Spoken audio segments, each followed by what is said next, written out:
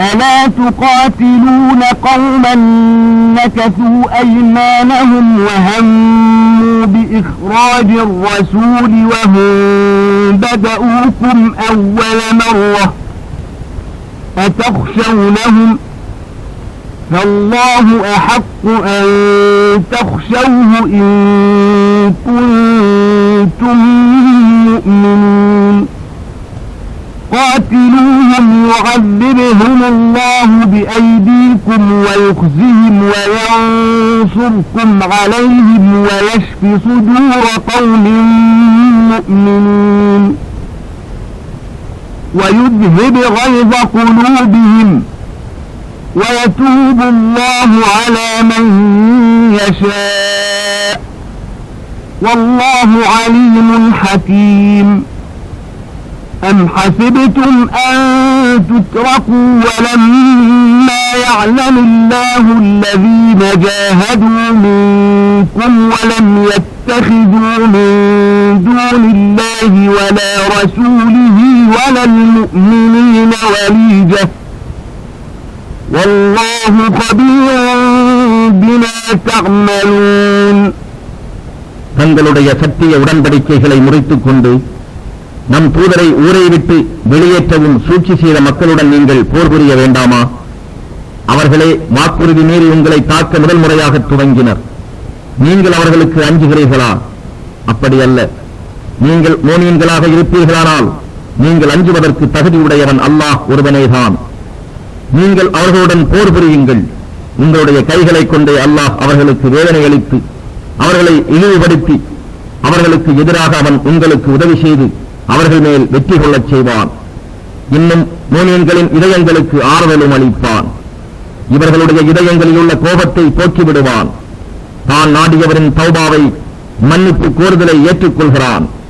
அல்லாஹ் எல்லாம் அறிந்தவனாகவும் பூரண ஞானமுடையவனாகவும் இருக்கின்றான்.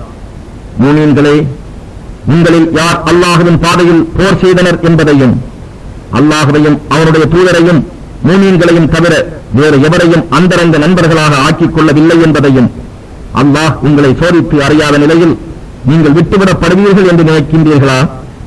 அல்லாஹ் நீங்கள் செய்பவற்றை எல்லாம் நன்கு அறிந்தவனாகவே இருக்கின்றான். ما كان للمشركين أن يعمروا مساجد الله شاهدين على أنفسهم بالكفر أولئك حبطت أعمالهم وفي النار هم خالدون إنما يعمر مساجد الله من آمن بالله واليوم الآخر وأقام الصلاة وآتى الزكاة ولم يخش إلا الله وأقام الصلاة وآتى الزكاة ولم يخش إلا الله فعسى أولئك أن يكونوا من المهتدين أجعلتم سقاية الحاج وعمارة المسجد الحرام كمن آمن بالله واليوم الآخر وجاهد في سبيل الله لا يستوون عند الله والله لا يهدي القوم الظالمين الذين آمنوا وهاجروا وجاهدوا في سبيل الله بأموالهم وأنفسهم أعظم درجة عند الله وأولئك هم الفائزون يبشرهم ربهم برحمة منه ورضوان وجنات لهم فيها نعيم مقيم خالدين فيها أبدا إن الله عنده أجر عظيم. தங்கள் குஃப்ரின் மீது தாங்களே சாட்சி சொல்லிக் கொண்டிருக்கும் இந்த முஷ்ரிக்குகளுக்கு அல்லாஹ்வின் மஸ்ஜிதுகளை பரிபாலனம் செய்ய உரிமை இல்லை. அவர்களுடைய நற்கர்மங்கள் யாவும் பயன் தராது அழிந்து விட்டன. அவர்கள் என்றென்றும் நரகத்தில் தங்கிவிடுவார்கள். அல்லாஹுவின் மஸ்ஜிதுகளை பரிபாலனம் செய்யக்கூடியவர்கள் அல்லாஹுவின் மீதும் இறுதி நாள் மீதும் ஈமான் கொண்டு தொழுகையை கடைபிடித்து ஜகாத்தை முறையாக கொடுத்து அல்லாஹ் அல்லாத வேறு எதற்கும் அஞ்சாதவர்கள்தாம். இத்தகையவர்தாம் நேர்வழியில் இருப்பதாக நம்பத்தக்கவர்கள்.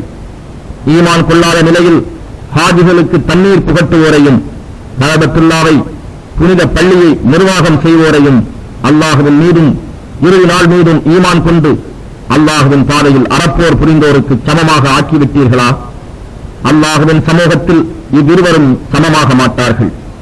அநியாயக்காரர்களை அல்லாஹ் நேர்வழியில் செலுத்த மாட்டான். எவர்கள் ஈமான் கொண்டு தம் நாட்டை விட்டும் வெளியேறி தம் செல்வங்களையும் உயிர்களையும் தியாகம் செய்து அல்லாஹுவின் பாதையில் அறப்போர் செய்தார்களோ அவர்களுக்கு அல்லாஹுவிடம் மகத்தான பதவிகள் உண்டு.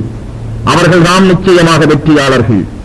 அவர்களுக்கு அவர்களுடைய இறைவன் தன்னுடைய கிருபையையும் திரு பொருத்தத்தையும் அளித்து சுவனபதிகளையும் தருவதாக நன்மாராயம் கூறுகிறான். அங்கு அவர்களுக்கு நிரந்தரமான பாக்கியங்கள் உண்டு. அவற்றில் அவர்கள் என்றென்றும் தங்குவார்கள். நிச்சயமாக அல்லாஹ் இடத்தில் அவர்களுக்கு மகத்தான நற்கூலி உண்டு. يا أيها الذين آمنوا لا تتخذوا آباءكم وإخوانكم أولياء إن استحبوا الكفر على الإيمان ومن يتولهم منكم فأولئك هم الظالمون قل إن كان آباؤكم وأبناؤكم وإخوانكم وأزواجكم وعشيرتكم وأموال اقترفتموها وتجارة تخشون كسادها ومساكن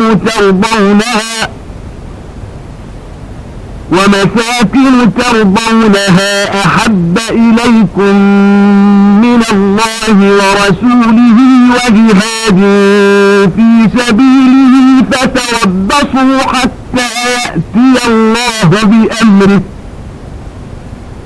والله لا يهدي القوم الفاسقين. ஈமான் கொண்டவர்களே, உங்கள் தந்தைமார்களும் சகோதரர்களும் ஈமானை விட்டு குற்றை நேசிப்பார்களானால் அவர்களை நீங்கள் பாதுகாப்பாளர்களாக எடுத்துக் கொள்ளாதீர்கள். உங்களில் யாரேனும் அவர்களை பாதுகாப்பாளர்களாக எடுத்துக் கொண்டால் நிச்சயமாக அவர்கள் அநியாயக்காரர்கள் ஆவார்கள்.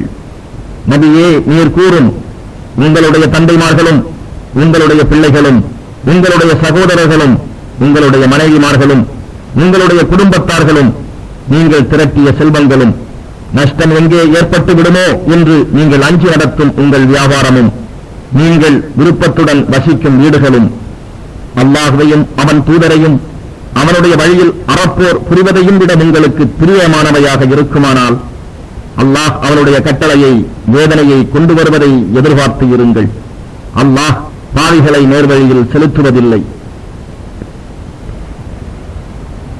لقد نصركم الله في مواطن كثيرة ويوم حنين إذ أعجبتكم كثرتكم فلم تغن عنكم شيئا وضاقت عليكم الأرض بما رحبت ثم وليتم مدبرين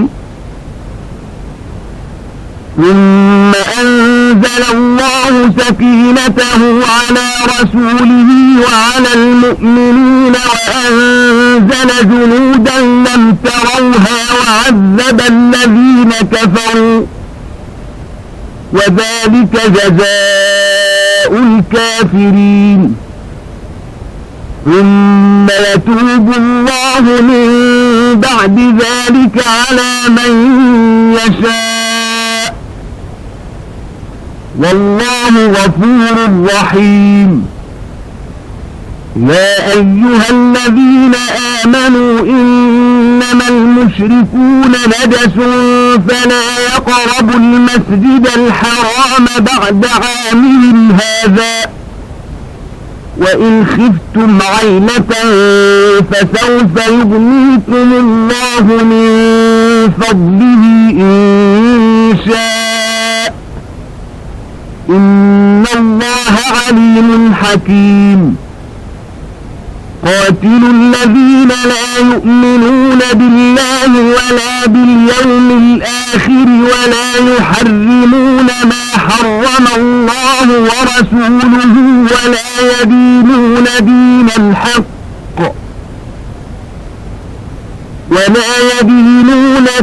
الحق من الذين أوتوا الكتاب حتى يعطوا الجزية عن يد وهم صاغرون. நிச்சயமாக அல்லாஹ் உங்களுக்கு பல போர்க்களங்களில் உதவி செய்திருக்கின்றான். நினைவு கூறுங்கள்.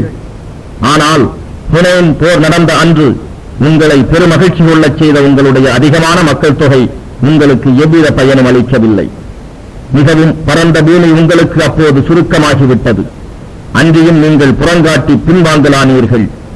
பின்னர் அல்லாஹ் தன்னுடைய தூதர் மீதும் மூமீன்கள் மீதும் தன்னுடைய சாந்தியை இறக்கி அருளினான். நீங்கள் பார்க்க முடியா படைகளையும் இறக்கி வைத்தான். அதன் மூலம் நிராகரிப்போரை வேதனைக்குள்ளாக்கினான். இன்னும் இதுவே நிராகரிப்போரின் கூலியாகும். அல்லாஹ் இதற்கு பின்னரும் தான் நாடியவருக்கு அவர்கள் மனம் திரும்பி மன்னிப்பு கோரினால் மன்னிப்பளிக்கின்றான். அல்லாஹ் மிக்க மன்னிப்பவனாகவும் கிருபை செய்பவனாகவும் இருக்கின்றான். ஈமான் கொண்டவர்களே, நிச்சயமாக இணை வைத்து வணங்குவோர் அசுத்தமானவர்களே. ஆதலால் அவர்களின் இவ் ஆண்டுக்கு பின்னர் சங்கை மிகுந்த இப்பள்ளியை கஅபத்துல்லாவை அவர்கள் நெருங்கக்கூடாது. அதனால் உங்களுக்கு வறுமை வந்துவிடுமோ என்று நீங்கள் பயந்தீர்களாயும் அல்லாஹ் நாடினால் அவன் அதி சீக்கிரம் அவன் தன் அருளால் உங்களை செல்வந்தர்களாக்கி விடுவான். நிச்சயமாக அல்லாஹ் எல்லாம் அறிந்தவனாகவும் ஞானமுடையவனாகவும் இருக்கின்றான். வேதம் அருளப்பெற்றவர்களில் இவர்கள் அல்லாஹ்வின் மீதும் இறுதி நாளின் மீதும் ஈமான் கொள்ளாமலும் அல்லாஹுவும் அவருடைய தூதரும் ஹராம் ஆக்கியவற்றை ஹராம் என கருதாமலும் உண்மை மார்க்கத்தை ஒப்புக்கொள்ளாமலும் இருக்கிறார்களோ அவர்கள் தம் கையால் கீழ்ப்படிதலுடன் ஜிஸ்யா என்னும் கப்பம் கட்டும் வரையில் அவர்களுடன் போர் புரியுங்கள்.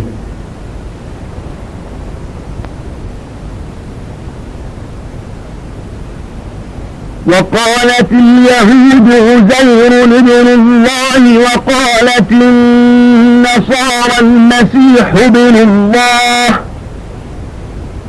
ذلك قولهم بأفواههم يضاهئون قول الذين كفروا من قبل قاتلهم الله أنى يؤفكون اتخذوا أحبارهم ورهبانهم أربابا من دون الله والمسيح ابن مريم وما أمروا إلا ليعبدوا إلها واحدا لا إله إلا هو سبحانه عما يشركون يريدون أن يطفئوا نور الله بأفواههم ويأبى الله إلا أن يتم نوره ولو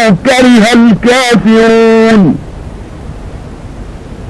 هو الذي أرسل رسوله بالهدى ودين الحق ليظهره على الدين كله ولو كره المشركون. யூதர்கள் நபி உஸைரை அல்லாஹ்வுடைய மகன் என்று கூறுகிறார்கள். கிறிஸ்தவர்கள் ஈசா மசீஹை அல்லாஹ்வுடைய மகன் என்று கூறுகிறார்கள். இது அவர்கள் வாய்களால் கூறும் கூற்றேயாகும். இது இவர்களுக்கு முன் இருந்த நிராகரிப்போரின் கூற்றையே ஒத்திருக்கின்றது. அல்லாஹ் அவர்களை அழிப்பானாக. சத்தியத்தை புறக்கணித்து அவர்கள் எங்கே வருந்தோடுகிறார்கள். அவர்கள் அல்லாஹ்வை விட்டும் தம் பாதிரிகளையும் தம் சன்னியாசிகளையும் மரியமுடைய மகனாகிய மசீஹையும் தெய்வங்களாக்கிக் கொள்கின்றனர். ஆனால் அவர்கள் ஒரே இறைவனை தவிர வேறெவரையும் வணங்கக்கூடாதென்றே கட்டளையிடப்பட்டுள்ளார்கள். வணக்கத்திற்குரியவன் அவனன்றி வேறு இறைவன் இல்லை. அவன் அவர்கள் இணை வைப்பவற்றை விட்டு மிகவும் பரிசுத்தமானவன். தன் வாய்களைக் கொண்டே அல்லாஹ்வின் ஒளியை ஊதி அணைத்துவிட அவர்கள் விரும்புகிறார்கள். ஆனால் காபிர்கள் வெறுத்த போதிலும் அல்லாஹ் தன் ஒளியை பூர்த்தியாக்கி வைக்காமல் இருக்க மாட்டான். அவனே தன் தூதரை நேர்வழியுடனும் சத்திய மார்க்கத்துடனும் அனுப்பி வைத்தான். முஷ்ரிக்குகள் இணை வைப்பவர்கள் இம்மார்க்கத்தை வெறுத்த போதிலும் எல்லா மார்க்கங்களையும் இது மிகைக்குமாறு செய்யவே அவ்வாறு தன் தூதரை அனுப்பினான். يا أيها الذين آمنوا إن كثيرا من الأحبار والرهبان ليأكلون أموال الناس بالباطل ويصدون عن سبيل الله والذين يكنزون الذهب والفضة ولا ينفقونها في سبيل الله فبشرهم بعذاب أليم يوم يحمى عليها في نار جهنم فتكوى بها جباههم وجنوبهم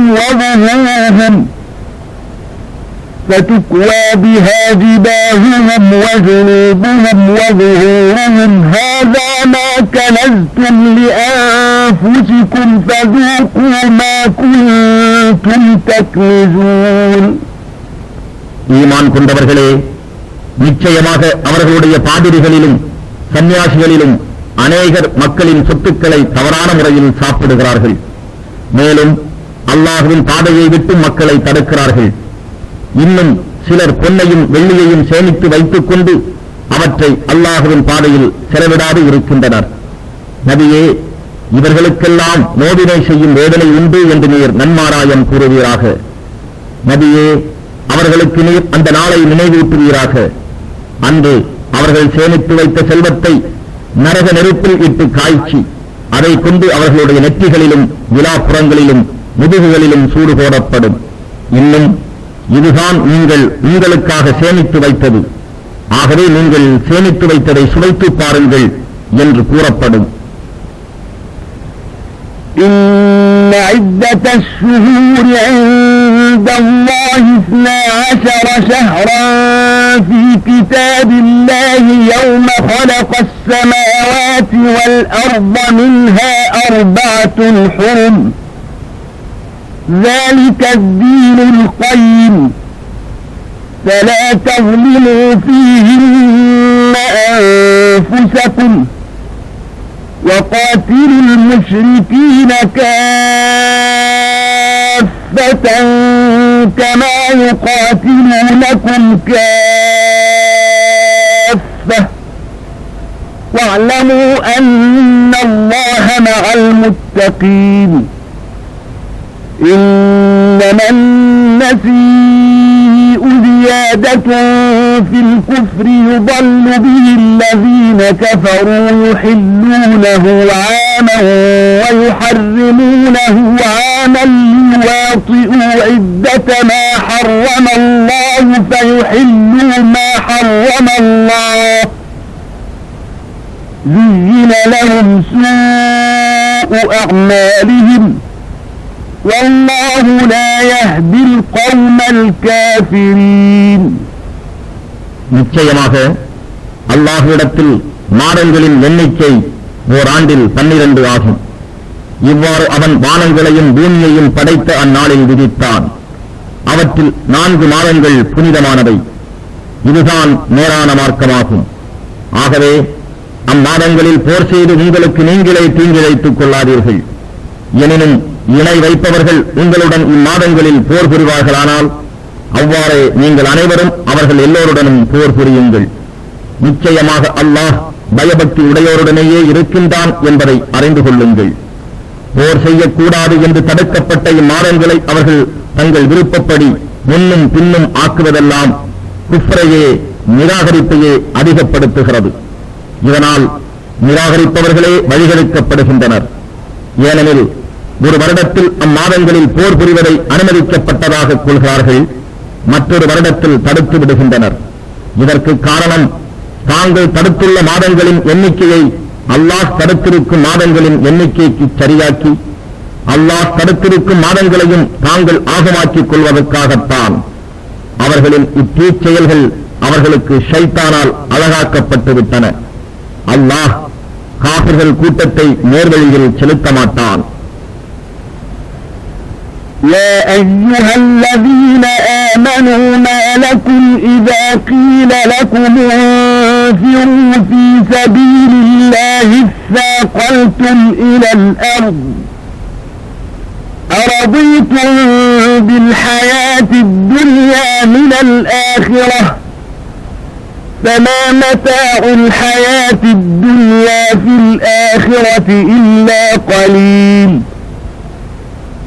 إلا تنفروا يعذبكم عذابا أليما ويستبدل قوما غيركم ولا تضروه شيئا والله على كل شيء قدير إلا تنصروه فقد نصره الله إذ أخرجه الذين كفروا ثاني اثنين إذ هما في الغار إذ يقول لصاحبه لا تحزن إن الله معنا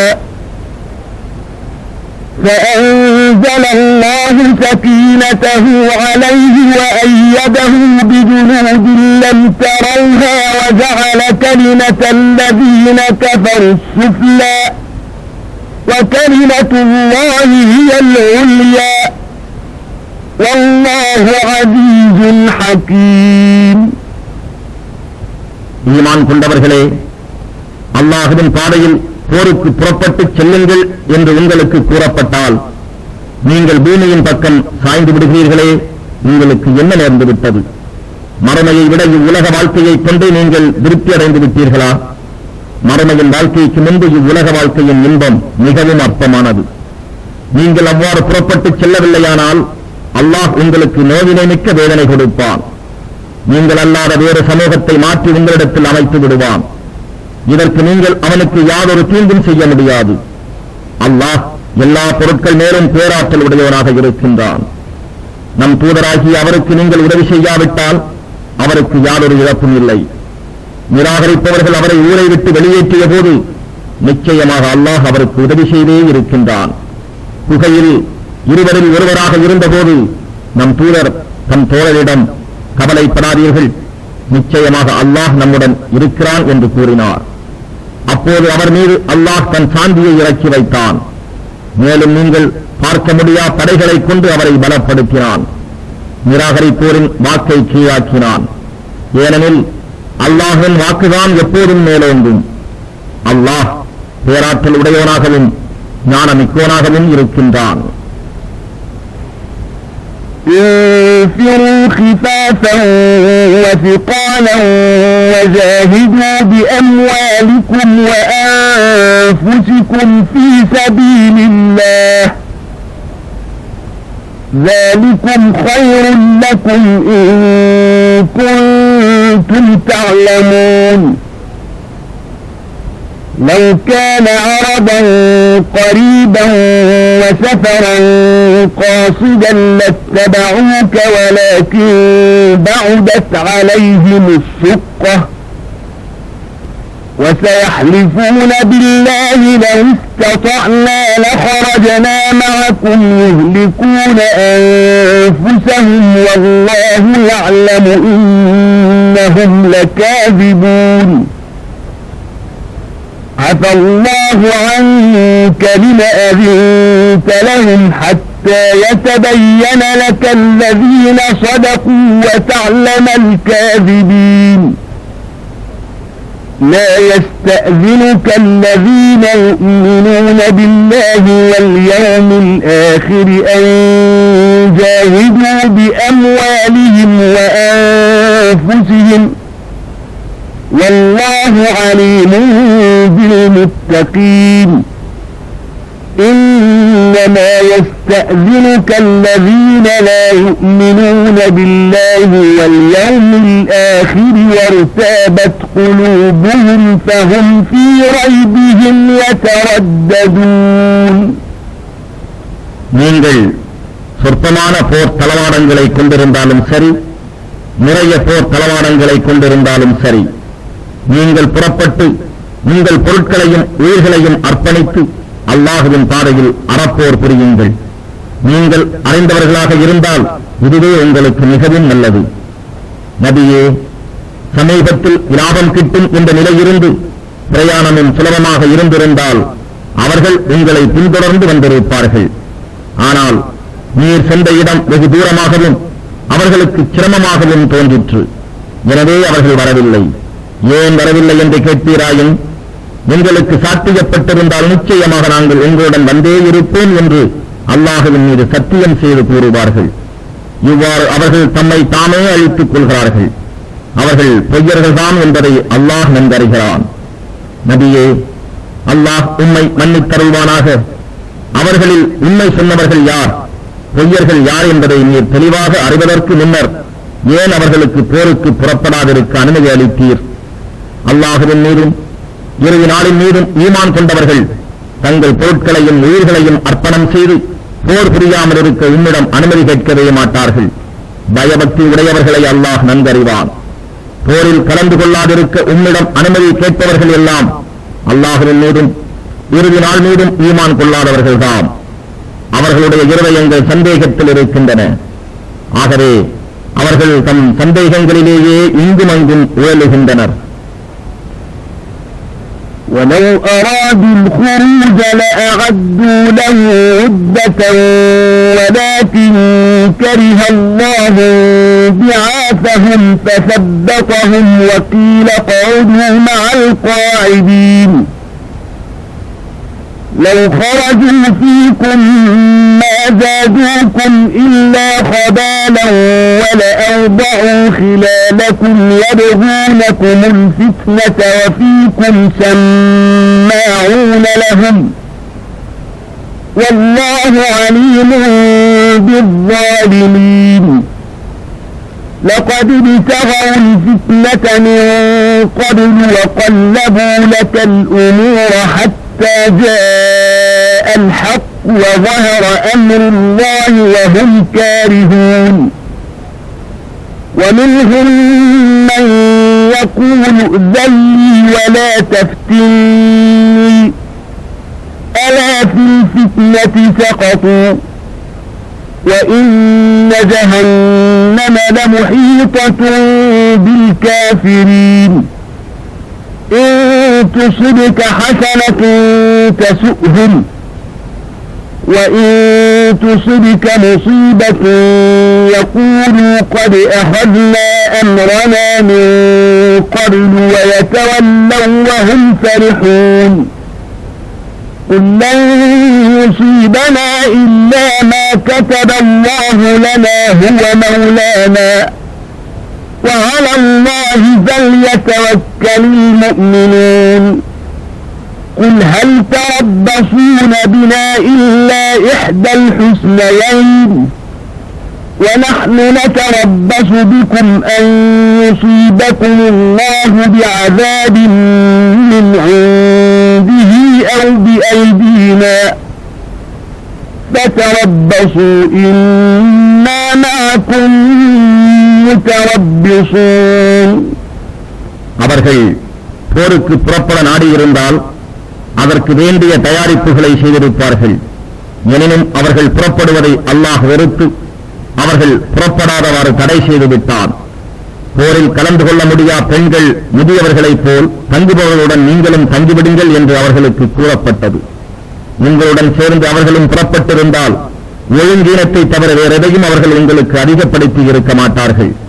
மேலும் உங்களிடையில் விஷமம் செய்ய வழிவகைகளை தேடி உங்களிடையே குழப்பத்தையும் உண்டு பண்ணியிருப்பார்கள். உங்கள் மத்தியில் அவர்களின் விஷம பேச்சுக்கு செவிசாய்ப்போரும் இருக்கிறார்கள். ஆனால் அல்லாஹ் இத்தகைய அக்கிரமக்காரர்களை நன்கு அறிவான். நிச்சயமாக அவர்கள் இதற்கு முன்பும் குழப்பம் உண்டாக்க நாடி உங்களுடைய காரியங்களை புரட்டிக் கொண்டுதான் இருந்தனர். அவர்கள் வெறுத்த போதிலும் உண்மை வெளிப்பட்டு அல்லாஹ்வின் கட்டளை வெற்றி பெற்றுவிட்டது. அதுவரை குழப்பம் செய்யவே முற்பட்டனர். வீட்டிலேயே தங்கியிருக்க எனக்கு அனுமதி தாருங்கள், என்னை சோதனைக்கு உள்ளாக்காதீர்கள் என்று சொல்வோரும் அவர்களிடையே இருக்கிறார்கள். அவர்கள் முன்னமேயே சோதனைகளில் ஆளவில்லையா? மேலும் நிச்சயமாக நரகம் காபிர்களை எல்லா பக்கங்களில் இருந்தும் சுற்றி வளைத்துக் கொள்ளும். உமக்கு ஏதாவது ஒரு நன்மை ஏற்பட்டால் அது அவர்களுக்கு துக்கத்தை தருகின்றது. உமக்கு ஏதாவது துன்பம் ஏற்பட்டால் அவர்கள் நிச்சயமாக நாங்கள் எங்களுடைய காரியத்தில் முன்னரே எச்சரிக்கையாக இருந்து கொண்டோம் என்று கூறிவிட்டு மிக்க மகிழ்ச்சியுடன் உம்மை விட்டு சென்று விடுகிறார்கள். நிச்சயமாக அல்லாஹ் விதித்ததை தவிர வேறு ஒன்றும் எங்களை அணுகாது. அவன்தான் எங்களுடைய பாதுகாவலன் என்று நபியே நீர் கூறும். மூமின்கள் அல்லாஹுவின் மீதே பூரண நம்பிக்கை வைப்பார்களாக. நபியே கூறுவீராக, வெற்றி அல்லது வீர மரணம் ஆகிய இரு அழகிய நன்மைகளில் ஒன்றை தவிர வேறு எதையும் நீங்கள் எங்களுக்காக எதிர்பார்க்க முடியுமா? ஆனால் உங்களுக்கோ அல்லாஹ் தன்னிடத்தில் இருந்தோ அல்லது எங்கள் கைகளினாலோ வேதனையை அளிப்பான் என்று நாங்கள் எதிர்பார்க்கிறோம். ஆகவே நீங்கள் எதிர்பார்த்திருங்கள், நாங்களும் உங்களோடு எதிர்பார்த்திருக்கின்றோம். قل أنفقوا طوعا أو كرها لن يتقبل منكم إنكم كنتم قوما فاسقين وما منعهم أن تقبل منهم نفقاتهم إلا أنهم كفروا بالله وبرسوله ولا يأتون الصلاة إلا وهم كسالى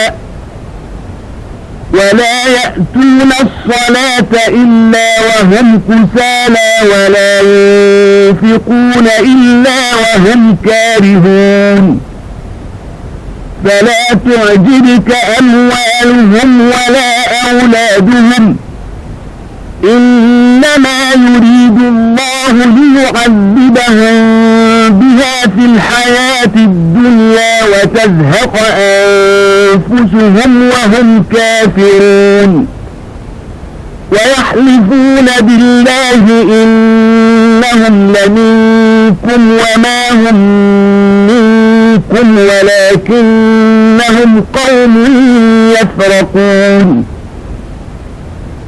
لو يجدون ملجأ أو مغارات أو مدخلا لولوا إليه وهم يجمحون. நபியே நீர் கூறும், நீங்கள் விருப்புடனோ அல்லது வெறுப்புடனோ தர்மத்திற்கு செலவு செய்தாலும் அது உங்களிடம் இருந்து ஏற்றுக்கொள்ளப்பட மாட்டாது. ஏனெனில் நீங்கள் பாவம் செய்யும் கூட்டத்தாராகவே இருக்கின்றீர்கள். அவர்களுடைய தானங்கள் ஏற்றுக்கொள்ளப்படாது என்று அல்லாஹ் தடுத்திருப்பதற்கு காரணம் யாதெனில் அவர்கள் அல்லாஹுவையும் அவன் தூதரையும் நிராகரித்தார்கள். மேலும் மிகச் கடைந்தவர்களாகவே அன்றி தொழுகைக்கு வருவதில்லை. இன்னும் அவர்கள் வெறுப்புடனே அன்றி தானங்கள் செய்வதில்லை. அவர்களுடைய செல்வங்களும் அவர்களுடைய மக்கள் பெருக்கமும் உம்மை ஆச்சரியப்படுத்த வேண்டாம். அல்லாஹ் அவற்றை கொண்டு இவ்வுலக வாழ்க்கையிலேயே அவர்களை வேதனை செய்யவும் அவர்கள் காபிர்களாக இருக்கிற நிலையில் அவர்களுடைய உயிர்களை கைப்பற்றவும் நாடுகிறான். நிச்சயமாக தாங்களும் உங்களை சார்ந்தவர்களே என்று அல்லாஹுவின் மீது சத்தியம் செய்து சொல்கின்றனர். ஆனால் அவர்கள் உங்களை சார்ந்தவர்கள் அல்லர். தம் உண்மை நிலையை மறைக்க முற்படும் பயந்த கூட்டத்தினர்தான் அவர்கள். ஓர் ஒதுங்கும் இடத்தையோ புகையையோ அல்லது ஒரு சுரங்கத்தையோ அவர்கள் காண்பார்களாயும் உண்மை விட்டு அதன் பக்கம் விரைந்து ஓடிவிடுவார்கள். ومنهم من يلمزك في الصدقات فإن أعطوا منها رضوا وإن لم يعطوا منها إذا هم يسخطون ولو أنهم رضوا ما آتاهم الله ورسوله وقالوا حسبنا الله سيؤتينا الله من فضله ورسوله إنا إلى الله راغبون إنما الصدقات للفقراء والمساكين والعاملين عليها والمؤلفة قلوبهم وفي الرقاب والغارمين وفي سبيل الله وابن السبيل فريضة من الله والله عليم حكيم. நபியே, தானங்கள் விஷயத்தில் பாரபட்சம் உடையவர் என்று உம்மை குறை கூறுபவரும் அவர்களில் இருக்கிறார்கள். ஆனால் அவற்றிலிருந்து அவர்களுக்கு ஒரு பங்கு கொடுக்கப்பட்டால் திருப்தி அடைகின்றார்கள். அப்படி அவற்றிலிருந்து கொடுக்கப்படவில்லையானால் அவர்கள் ஆத்திரம் கொள்கிறார்கள். அல்லாஹுவும் அவனுடைய தூதரும் அவர்களுக்கு கொடுத்ததை கொண்டு திருப்தி அடைந்து அல்லாஹ் நமக்கு போதுமானவன், அல்லாஹுவும் அவனுடைய தூதரும் அவன் அருட்கொடையிலிருந்து நமக்கு மேலும் அளிப்பார்கள், நாம் அல்லாஹுவையே நம்பி இருக்கின்றோம் என்று கூறியிருப்பார்களானால் அது அவர்களுக்கு நன்மையாக இருக்கும். ஜகாத் என்னும் தானங்கள் தரித்திரர்களுக்கும் ஏழைகளுக்கும் தானத்தை வசூல் செய்யும் ஊழியர்களுக்கும் இவர்களுடைய நெஞ்சங்கள் இஸ்லாத்தை தழுவிக் கொண்டனவோ அவர்களுக்கும் அடிமைகளை விடுதலை செய்வதற்கும் கடன் பட்டிருப்பவர்களுக்கும் அல்லாஹுவின் பாதையில் பாடுபடுவோருக்கும் வழிபோக்கருக்குமே உரியவை என அல்லாஹுவினால் ஏற்படுத்திய கடமையாகும். அல்லாஹ் யாவும் அறிபவன், மிக்க ஞானமுடையோன். ومنهم الذين يؤذون النبي ويقولون هو أذن قل أذن خير لكم يؤمن بالله ويؤمن للمؤمنين ورحمة للذين آمنوا منكم والذين يؤذون رسول الله لهم عذاب أليم يحلفون بالله لكم ليرضوكم والله ورسوله أحق أن يرضوه إن كانوا مؤمنين ألم يعلموا أنه من يحادد الله ورسوله فأن له نار جهنم خالدا فيها ذلك الخزي العظيم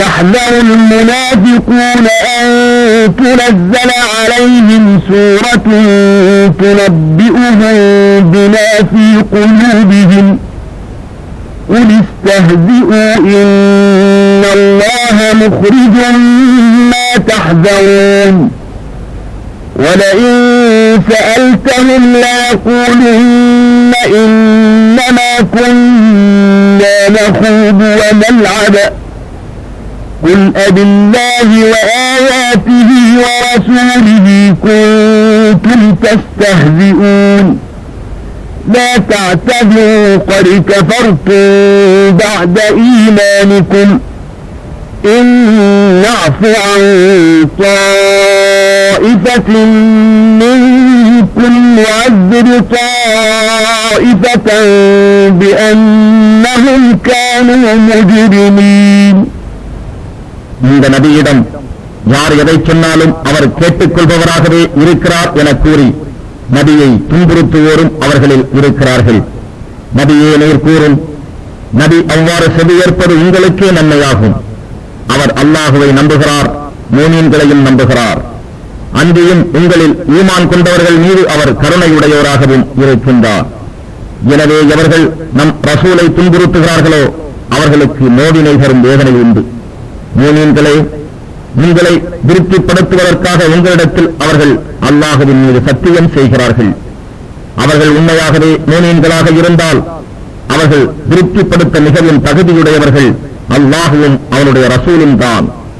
எவர்கள் அல்லாஹுவுக்கும் அவன் ரசூலுக்கும் விரோதம் செய்கின்றார்களோ நிச்சயமாக அவர்களுக்காகத்தான் நரக நெருப்பு இருக்கிறது என்பதை அவர்கள் அறிந்து கொள்ளவில்லையா? அவர்கள் அதில் என்றென்றும் தங்கியிருப்பார்கள். இது மிக பெரும் இழிவாகும்.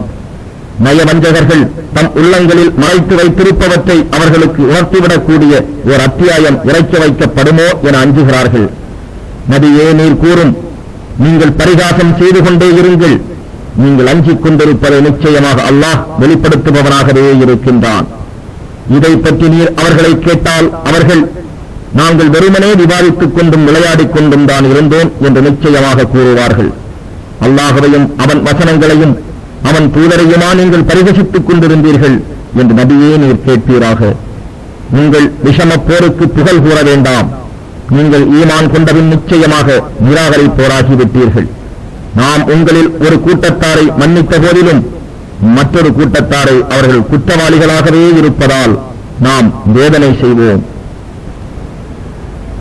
المنافقون والمنافقات بعضهم من بعض يأمرون بالمنكر وينهون عن المعروف ويقبضون أيديهم نسوا الله فنسيهم إن المنافقين هم الفاسقون وعد الله المنافقين والمنافقات والكفار نار جهنم خالدين فيها هي حسبهم ولعنهم الله ولهم عذاب مقيم كالذين من قبلكم كانوا أشد منكم قوة وأكثر أموالا وأولادا فاستمتعوا بخلاقهم فاستمتعتم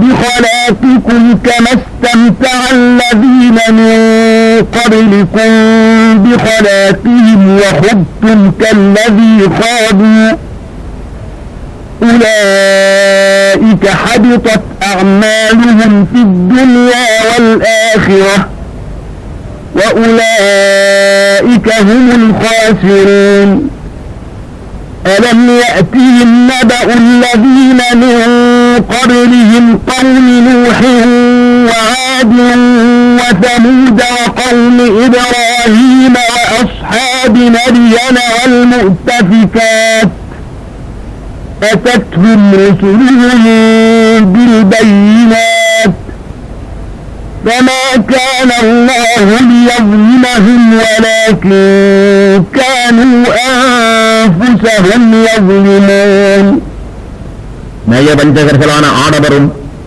நயவஞ்சகர்களான பெண்டிரும் ஒரே மாதிரியானவர்களே. அவர்கள் பாவங்களை தூண்டி நன்மைகளை விட்டும் தடுப்பார்கள். அல்லாஹ்வின் பாதையில் செலவு செய்யாமல் தன் கைகளை மூடிக்கொள்வார்கள். அவர்கள் அல்லாஹ்வை மறந்துவிட்டார்கள். ஆகவே அவன் அவர்களை மறந்துவிட்டான். நிச்சயமாக நயவஞ்சகர்கள் பாவிகளே ஆவார்கள். நயவஞ்சகர்களான ஆடவருக்கும் நயவஞ்சகர்களான பெண்டிருக்கும் காபிர்களுக்கும் அல்லாஹ் நரக நெருப்பையே வாக்களித்துள்ளான். அதில் அவர்கள் நிலையாக தங்கிவிடுவார்கள். அதுவே அவர்களுக்கு போதுமானதாகும். இன்னும் அல்லாஹ் அவர்களை சபித்துள்ளான். அவர்களுக்கு நிரந்தரமான வேதனையும் உண்டு. நயவஞ்சகர்களே, உங்களுடைய நிலைமை உங்களுக்கு முன் இருந்தவர்களின் நிலைமையை ஒத்திருக்கிறது. அவர்கள் உங்களை விட வலிமை மிக்கவர்களாகவும் செல்வங்களிலும் மக்களிலும் மிகைத்தவர்களாகவும் இருந்தார்கள். இவ்வுலகில் தங்களுக்கு கிடைத்த பாக்கியங்களை கொண்டு அவர்கள் சுகமடைந்தார்கள். உங்களுக்கு முன் இருந்தவர்கள் அவர்களுக்கு உரிய பாக்கியங்களால் சுகம் பெற்றது போன்று நீங்களும் உங்களுக்கு கிடைத்த பாக்கியங்களால் சுகம் பெற்றீர்கள். அவர்கள் வீண்பானங்களில் மூழ்கி கிடந்தவாறே நீங்களும் மூழ்கிவிட்டீர்கள். இம்மையிலும் மறுமையிலும் அவர்களுடைய செயல்கள் யாவும் பயனில்லாமல் அழிந்து விட்டன.